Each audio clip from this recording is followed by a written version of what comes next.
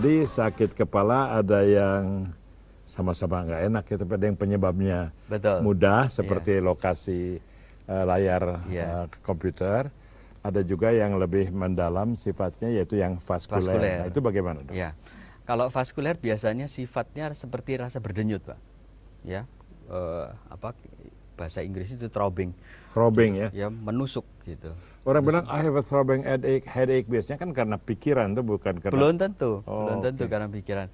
Dan memang itu kan dipicu oleh banyaknya pikiran, kekurangan tidur, ya.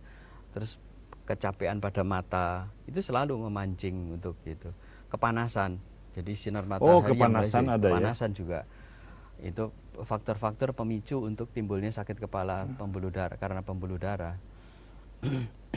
Dan kita bisa lihat kalau misalnya orang itu datang dengan sakit kepala yang sudah mulai mengeluh, sudah lama hilang timbul.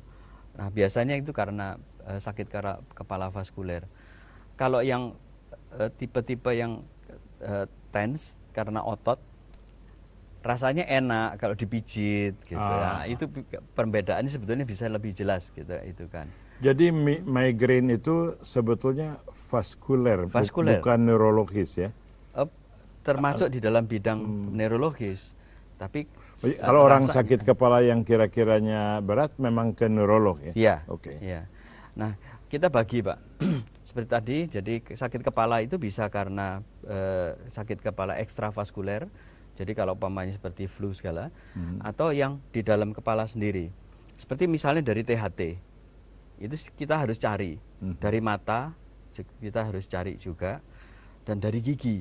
Sering yang 3 faktor itu yang kita harus teliti pada orang-orang yang menderita sakit kepala. Dan seringnya giginya impacted ya, giginya yang masuk ke dalam gitu, nyodok. Kalau tidak dicari, bolak-balik terus saja tanpa kejelasan yang jelas ya. Dari segi sakit kepala dan penyakit lain, orang tuh lebih baik nggak punya gigi barangkali. Nggak juga. Sumber penyakit kan. Loh, kalau umpamanya giginya bagus semua nggak apa-apa. Oke. Giginya kalau setengah bagus, kalau orang nggak punya gigi itu jeleknya apa, Dok? Ya kalau umpamanya nggak dipasang gigi palsu jadi senyumnya nggak bagus. Seperti aku nih. Oke, jadi kalau gigi memberikan masalah itu lebih baik harus diselesaikan. Gitu ya.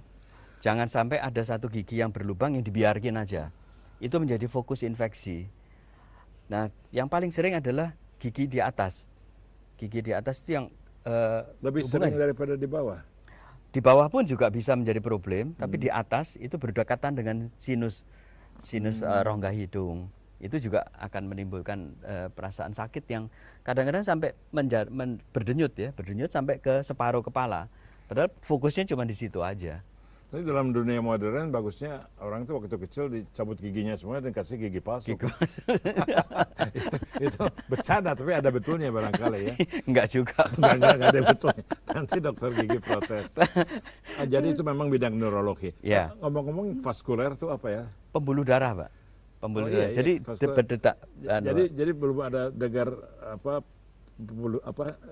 jaringan saraf. Nah, jaringan sarafnya sendiri karena tertekan, terangsang oleh itu pembuluh darah itu. Itu paling gawat-gawatnya jadi vaskuler. Ada sakit kepala yang lebih mengerikan nggak? Vaskuler itu kita bisa lihat, Pak. Kalau hanya sekedar migrain biasa itu nggak masalah besar. Tapi kalau misalnya ada kelainan pembuluh darahnya, nah itu faktor yang tiba-tiba pecah sendiri. Karena ada kita kenal 2 yang paling berbahaya itu aneurisma atau AVM, arteriovenous malformation. Jadi adanya kelainan pembuluh darah yang mestinya hubungan antara arteri dan venanya itu bagus, tapi ini gerundel seperti banyak nggak orang yang punya penyakit gitu? Sampel dari pasien dokter aja gitu? Cukup jarang, tapi cukup berbahaya. Oke, kalau itu nggak usah terlalu banyak bicarakan, nanti orang serem ya dengarnya. Kalau migrainnya nggak selesai harus diperiksa. Jadi kalau migrain yang tidak terlalu berat karena gangguan vaskuler sementara gitu, itu bisa kronis juga, bisa muncul lagi. Justru itu makanya pertama kita harus mencari penyebab. Itu yang paling penting. Penyebabnya apa? Apakah dari gigi, apakah dari sinus, ya, apakah dari ini apa, mastoiditis ya, peradangan rongga di belakang telinga, apakah mata. Mata juga sering menimbulkan kekeliruan. Karena apa ya? Seperti glaukom aja. Oh. Ya, glaukom pada orang tua lumayan banyak sering terjadi. Penyakit mata, bukan soal nearsighted atau farsighted, bukan penyakit mata. Iya. Nah, ini semuanya deteksinya tuh klinis diperiksa atau ada alat ukur kepalanya dimasukin ke? Ya, biasanya kita mulai dengan tahapan yang paling ringan dulu.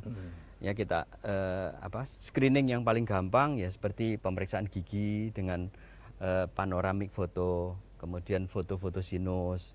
Yang paling gampang aja dulu, checking mata gitu ya. Ya, kita break lagi untuk melanjutkan dengan Dr. Wicahya Karta, saya Wimar Witular.